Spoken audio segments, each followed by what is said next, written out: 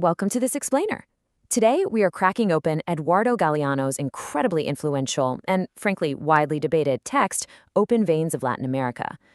We'll be looking closely at his sweeping historical and economic overview of the region, and to really understand these roots of global wealth inequality directly from the sources, we're also going to pull in supporting analyses from writers like Howard Zinn, Michael Parenti, Che Guevara, and George Jackson.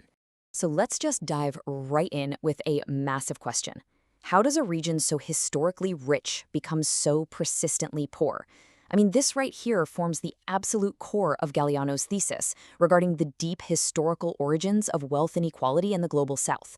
It's a question that forces us to look past the easy explanations and really dig into the structural foundations of the global economy. Galeano actually tackles this right out of the gate in his introduction. He argues that Latin America has historically, and I'm quoting here, specialized in losing. According to the text, the region has essentially served as a massive, subservient reserve of raw materials. We're talking gold, silver, copper, coffee, fruit, the whole shebang, all of it harvested for the direct benefit of distant centers of power, first over in Europe and later on in the United States. Okay, so this brings us to an absolutely crucial concept to grasp, the paradox of plenty. Galeano describes this as a sort of dark colonial alchemy.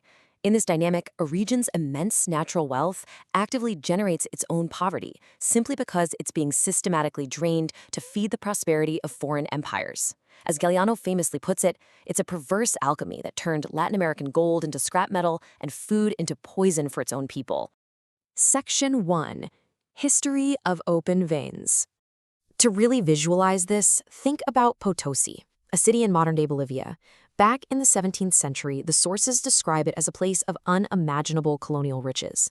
They literally said the streets were paved with silver bars and the churches were adorned with pure silver. But compare that to its modern reality.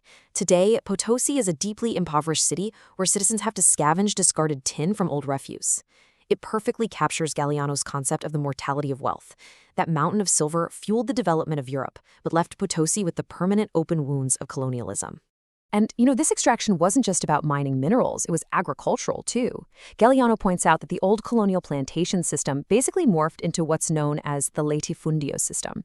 Under this setup, and get this, it's staggering, just 1.5% of landlords own half of all cultivatable land. The text outlines how this system replaced indigenous slave labor with desperately cheap landless workers. It's engineered to squander the natural fertility of the soil on lucrative export crops like sugar and cotton. So it feeds the international market while leaving the local population completely hungry. It multiplies mouths, but definitely not bread. Section 2. The Mechanisms of Modern Dependency.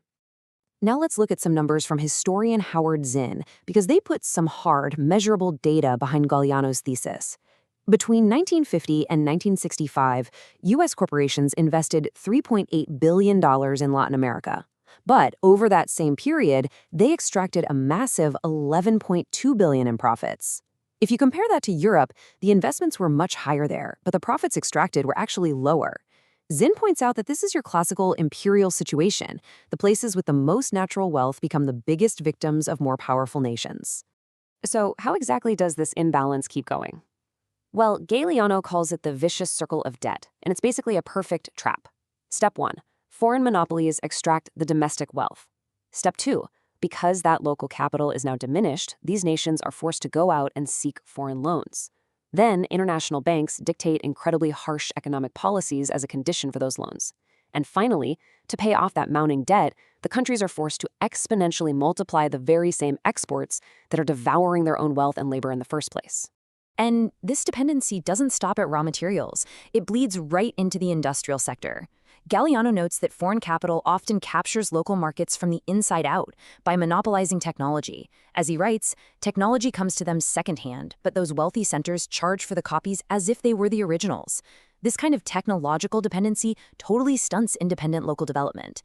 It means Latin America continues to export its cheap labor and raw materials, only to turn around and import expensive, sophisticated goods. Section 3. The Human Toll. 100 million. According to a study from the International Labor Organization that Galeano cites, that staggering number represented the amount of Latin Americans living in a condition of serious poverty at the time of publication. That is a massive scale of human suffering, which the sources argue is a direct, unavoidable byproduct of the economic structures we just outlined. When we pull in data from Michael Parenti alongside Galeano, the day-to-day reality of this poverty becomes even clearer. Take Brazil, for example. The purchasing power of lower income brackets plummeted by 50% between 1940 and 1990. Across the whole region, you had 50 million people unemployed or underemployed.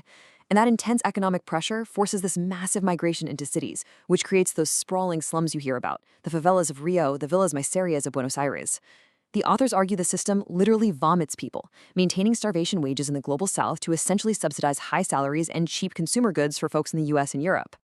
Section 4. The Revolutionary Response.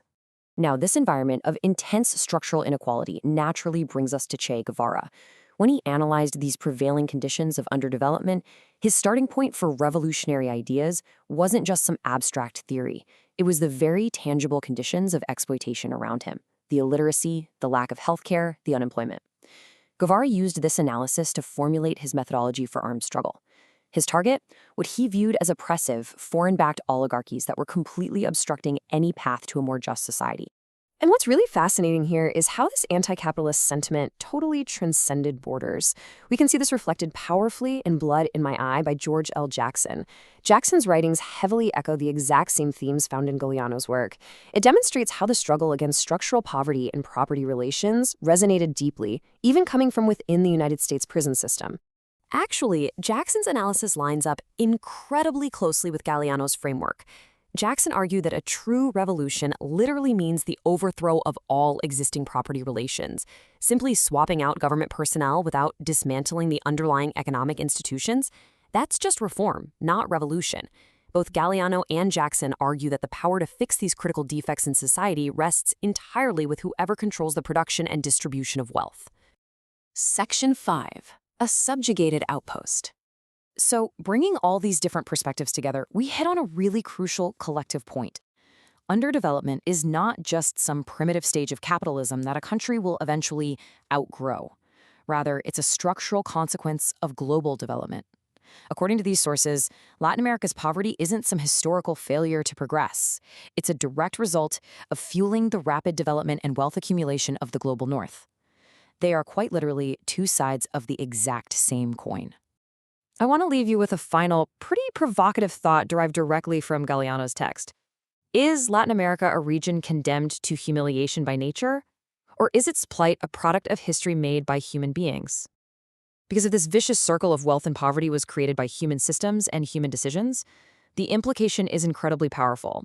It means it can also be unmade by them. Thanks for joining me on this explainer, and keep questioning the structures around you.